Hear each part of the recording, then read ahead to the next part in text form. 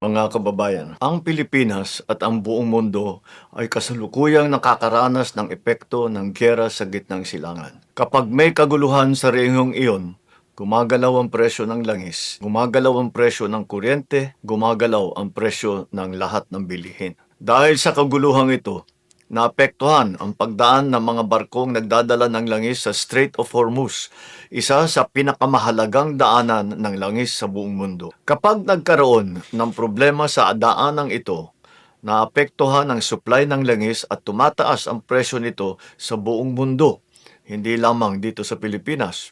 Sa susunod na linggo, inaasahan ang pagtaas ng presyo ng petrolyo. Tinatayang tataas ang presyo ng gasolina ng 7.48 pesos kada litro, diesel ng 17.28 pesos at kerosene ng 32.35 na piso. Malinaw sa atin ang tanong ng maraming Pilipino ngayon, ano ang gagawin ng pamahalaan? Naghahanda na po tayo. Una, nakikipag-ugnayan na tayo sa Kongreso upang mapagkalooban ang Pangulo ng pansamantalang kapangyarihan upang bawasan ang excise tax sa mga produktong petrolyo kung papalo ito sa $80 kada barrel. Ikalawa, kinakausap na natin ang Kongreso upang amyendahan ang Biofuels Act of 2006 upang magamit natin ang mas murang bioethanol para sa pagbababa ng presyo ng gasolina. Ikatlo, ilalabas natin sa lalong madaling panahon ang fuel subsidy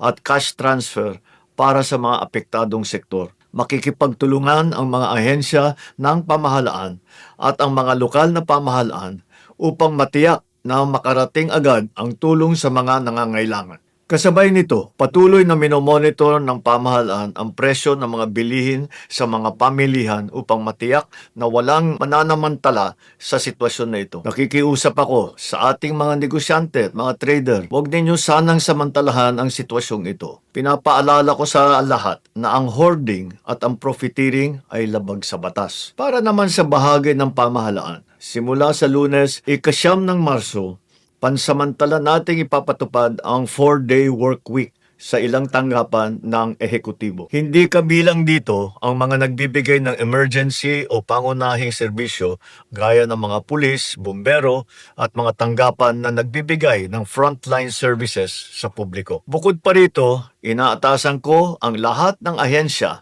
ng ating pamahalaan na magtipid at magbawas ng 10 hanggang 20% sa konsumo ng kuryente at gastos sa petrolyo. Pansamantala ring ipinagbabawal ang mga biyahe at aktibidad ng pamahalaan na hindi naman kinakailangan gaya ng mga study tour, team building activities o mga meeting na maaari namang gawing online. Para naman po sa ating mga kababayan na kasalukuyang nasa mga bansa sa gitnang silangan, ang DFA, DMW at OWA ay patuloy na nakikipag-ugnayan sa inyo upang mag-monitor sa inyong mga kalagayan. Nasimulan na po ang paglikas ng mga Pilipino na nais magpa-repatriate. At sa oras ligtas na ang pagbiyahe, mailikas na natin lahat. Mga kababayan, hindi natin alam kung kailan matatapos ang kaguluhan sa gitnang silangan. Biktima tayo ng isang giyera na hindi natin pinili o ninanais. Hindi natin kontrolado ang digmaan, pero kontrolado natin kung paano natin poprotektahan ang Pilipino. Hindi ito ang pinakamalalang pagtaas ng presyo ng langis na naranasan ng ating bansa. Marami na tayong napagdaanan na pagsubok. At sa bawat pagkakataon, dahil sa ating pagkakaisa, pananampalataya sa Diyos, at malasakit sa isa't isa, nalampasan naman natin ang mga ito. Naniniwala ako na malalampasan din natin ang pagsubok na ito. Maraming salamat sa inyong pakikiisa at sa inyong pagtutulungan.